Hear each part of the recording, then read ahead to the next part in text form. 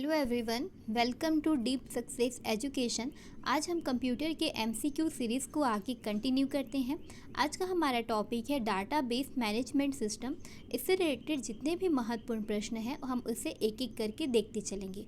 अगर आपने previous lecture के क्वेश्चन को सॉल्व नहीं किया है फ्रेंड, तो आप उसे ज़रूर सॉल्व कर लीजिएगा, क्योंकि उसमें सारे इंपॉर्टेंट क्वेश्चन को कवर करवाया गया है जो एग्ज़ाम में पूछे गए हैं। ओके, हम आज के इस लेक्चर को स्टार्ट करते हैं। हमारा आज का पहला क्वेश्चन है, डैश डाटा का अर्थ है कि डाटाबेस में रखा डाटा एक्यूरेट और रिलायबल है।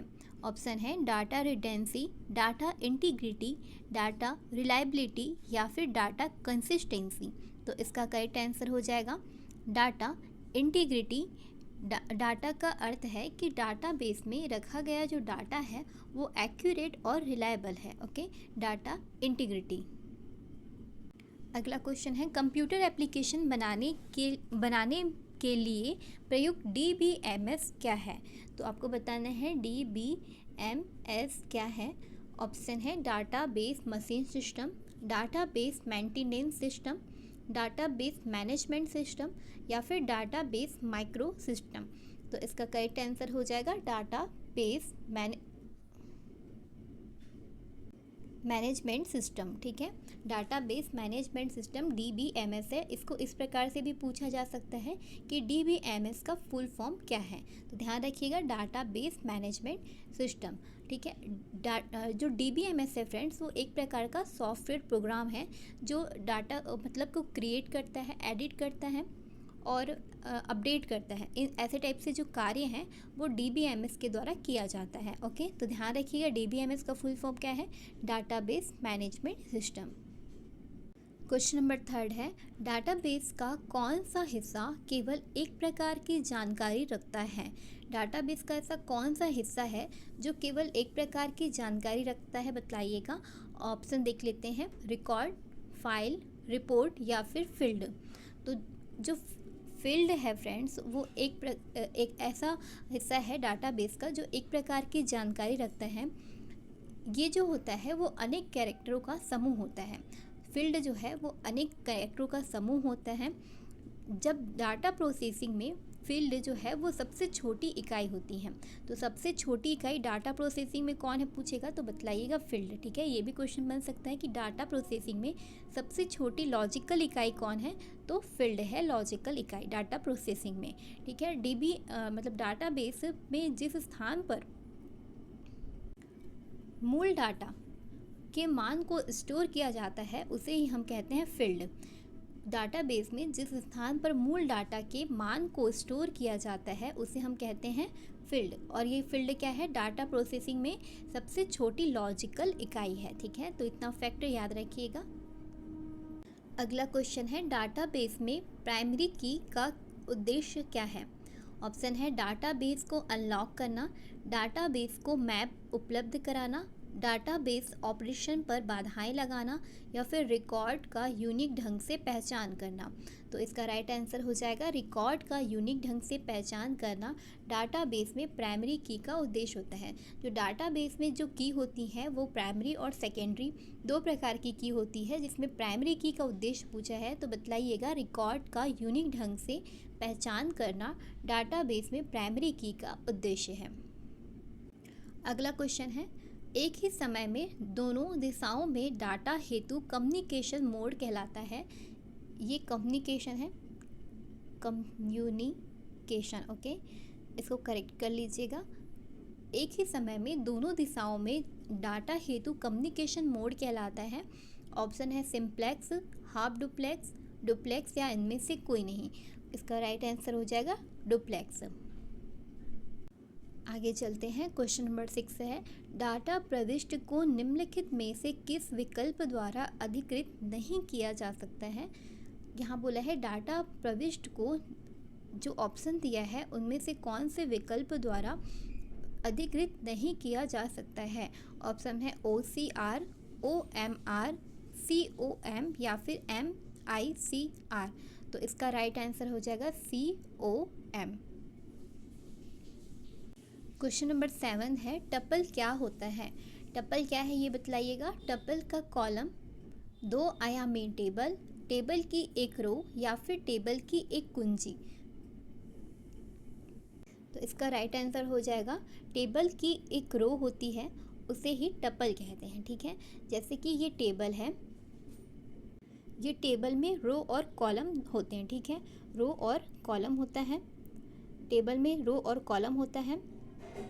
तो जो टेबल में रो होता है उसे कहते हैं टपल। टेबल में जो रो होता है उसे टपल कहते हैं और टेबल में जो कॉलम होता है उसे कहते हैं एट्रीब्यूट।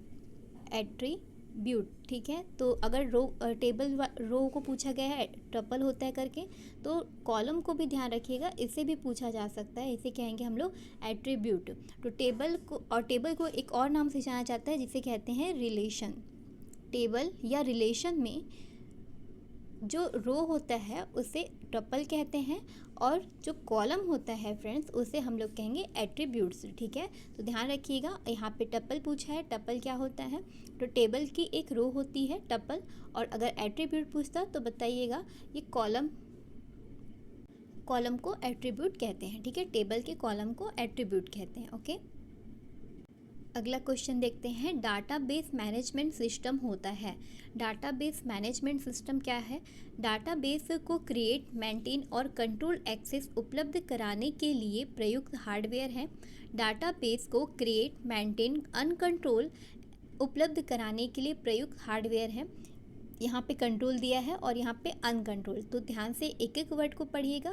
आपको एग्ज़ाम टाइम में मिस्टेक नहीं करना है, इसलिए एक एक वर्ड को ध्यान से पढ़िएगा। ठीक है, डाटाबेस को क्रिएट, मेंटेन और कंट्रोल एक्सेस उपलब्ध कराने के लिए सॉफ्टवेयर। यहाँ कंट्रोल दिया है लेकिन यहाँ पे सॉफ्टवेयर है, यहाँ कंट्रोल दिया था लेकिन यहाँ पे हार्डवेयर है।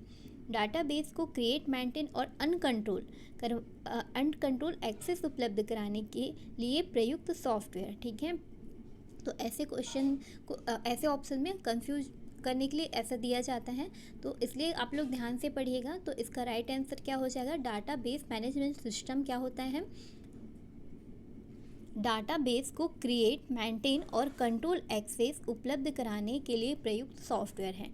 ठीक है, डाटाबेस मैनेजमेंट हम लोग पढ़ा था, सॉफ्टवेयर है, ये तो फिक्स है। ठीक है, अब कंट्रोल है कि अनकंट्रोल ये याद नहीं आएगा, तो ध्यान रखिएगा अच्छे से कि कंट्रोल है। ओके, डाटाबेस मैनेजमेंट सिस्टम होता है डाटाबेस को क्रिएट, मेंटेन, कंट्रोल, एक्सेस उपलब्ध कराने के लिए प्रयुक्त सॉफ्टवेयर। आगे चलते हैं, क्वेश्चन नंबर 9 देखते हैं। यदि दिखने वाला सिस्टम डेट और यहाँ पे आएगा टाइम, ठीक है, ये करेक्ट कीजिएगा। टाइम गलत है तो आप इसे रीसेट करने के लिए किसका उपयोग करोगे? यदि दिखने वाला सिस्टम डेट और टाइम गलत है तो आप इसे रीसेट करने के लिए किसका प्रयोग करोगे? ऑप्शन दिया है फाइल, कंट्रोल पैनल, राइट या फिर कैलेंडर। तो इसका राइट आंसर हो जाएगा हम लोग कंट्रोल पैनल का उपयोग करेंगे। ओके, आगे चलते हैं, क्वेश्चन नंबर 10 है। प्रोटॉन भाषा का प्रयोग किया जाता है। प्रोटॉन भाषा का प्रयोग किसमें किया जाता है? फोटो बनाने में, व्यवसाय में, गणित में या फिर शिक्षा में। तो इसका राइट आंसर हो जाएगा प्रोटॉन भाषा का प्रयोग गणित में किया जाता है। क्वेश्चन नंबर 11 है। इंफॉर्मेशन सिस्टम में अल्फा न्यूमेरिक डाटा है। इंफॉर्मेशन सिस्टम में अल्फा न्यूमेरिक डाटा है। वाक्य व पैराग्राफ, नंबर और अल्फ़ाबेटिक कैरेक्टर, ग्राफिक और फिगर, मानव ध्वनि और अन्य ध्वनियाँ। तो इसका राइट आंसर हो जाएगा नंबर और अल्फ़ाबेटिक कैरेक्टर जो होता है वो इंफॉर्मेशन में अल्फ़ा न्यूमेरिक डाटा है। ठीक है, इंफॉर्मेशन सिस्टम में अल्फ़ा न्यूमेरिक डाटा क्या हो जाएगा? नंबर और अल्फ़ाबेटिक कैरेक्टर। क्वेश्चन नंबर 12 है। एक ही डाटा को कई जगहों पर सेव करना कहलाता है। एक ही डाटा को हम कई जगहों पर सेव करेंगे तो उससे क्या कहा जाता है, ये बताइए। इंटरैक्शन, कंकरेंसी, रिडेंसी या फिर इन्यूमरेशन। ठीक है, तो इसका राइट आंसर हो जाएगा रिडेंसी। एक ही डाटा को कई जगहों पर सेव करना रिडेंसी कहलाता है। जैसे एक डाटा है और सपोज़ हमारे पास 4 फोल्डर हैं। ठीक है, हमारे पास कितना फोल्डर है? 4 फोल्डर है, 1 2 3 एंड 4 फोल्डर है। अब इन चारों फोल्डर में मैं इस डाटा को रख देती हूँ, ठीक है। तो ये क्या कहलाएगा, रिडेंडेंसी, ठीक है। और ये डाटा रिडेंसी होने से हमारे जो स्टोरेज क्षमता है उसकी बर्बादी होती है, ठीक है। इसमें इसमें इसमें चारों में हम लोग ने रख दिया है, तो इससे हमारा स्टोरेज क्या होगा, फुल हो जाएगा। हमको सिर्फ एक ही में रखना रहता है, एक ही में रख सकते हैं, लेकिन हम लोग ने चारों में रख दिया है तो इससे हमारा स्टोरेज फुल हो जाएगा। तो इससे क्या होता है, हमारे स्टोरेज क्षमता की बर्बादी होती है, ठीक है। तो ध्यान रखिएगा फ्रेंड्स, एक ही डाटा को एक से अधिक स्थान पर स्टोर किया जाता है उसे हम डाटा रिडेंसी या फिर डाटा की पुनरावृत्ति कहते हैं। अगर रिडेंसी ऑप्शन में नहीं दिया होगा तो पुनरावृत्ति दिया होगा, ठीक है। तो ध्यान रखिएगा, डाटा पुनरावृत्ति या डाटा रिडेंसी किसे कहते हैं, एक ही डाटा को कई जगहों पर सेव करना। क्वेश्चन नंबर 13 है, ऑरेकल है। ऑरेकल क्या है, एक प्रचालन तंत्र, पेज मेकर सॉफ्टवेयर, एक हार्डवेयर या फिर एक डाटा बेस सॉफ्टवेयर। तो इसका राइट आंसर हो जाएगा ऑरेकल एक डाटा बेस सॉफ्टवेयर है। क्वेश्चन नंबर 14 है, जब किसी वेबसाइट के ग्राहक नकली नेटवर्क यातायात के बाढ़ के कारण इसे एक्सेस करने में असमर्थ होते हैं तो इसे निम्नलिखित में से किस प्रकार से जाना जाता है। ऑप्शन है वायरस, ट्रोजन हॉर्न, क्रैकिंग या फिर डिनायल ऑफ सर्विस अटैक। तो इसका करेक्ट आंसर हो जाएगा डिनायल ऑफ सर्विस अटैक। जब किसी वेबसाइट के ग्राहक नकली नेटवर्क यातायात के कारण इसे एक्सेस करने में असमर्थ होते हैं तो इसे डिनायल ऑफ सर्विस अटैक के नाम से जाना जाता है। क्वेश्चन नंबर 15 है, निम्नलिखित में से किसमें व्यक्ति, स्थान, घटना, चीज जैसी सिंगल एंटिटी संबंधी जानकारी डाटाबेस में होती है। ऑप्शन है क्वेरी, फॉर्म, रिकॉर्ड या फिर टेबल। तो इसका राइट आंसर हो जाएगा रिकॉर्ड में व्यक्ति, स्थान, घटना या कि कोई चीज़ जैसी सिंगल एंटिटी संबंधी जानकारी डाटाबेस में होती है, रिकॉर्ड, ठीक है।